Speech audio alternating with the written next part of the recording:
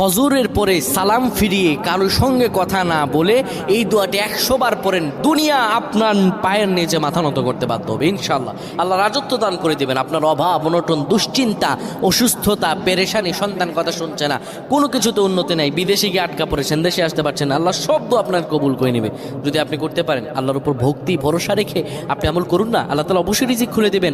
আল্লাহ তাআলা আল্লাহু খায়রুর রাজিকিন, আল্লাহ হচ্ছে উত্তম রিজিক দাতা।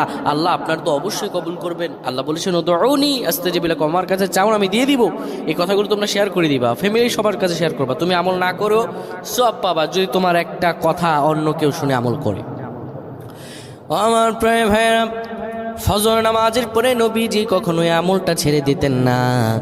কেউ যদি ফজর নামাজের পরে পরে সুবহানাল্লাহি ওয়া বিহামদিহি সুবহানাল্লাহিল আযীম 100 বার যদি কেউ পড়তে পারে, কারো সঙ্গে কথা না বলে 100 বার পড়ার কারণে আমার আল্লাহ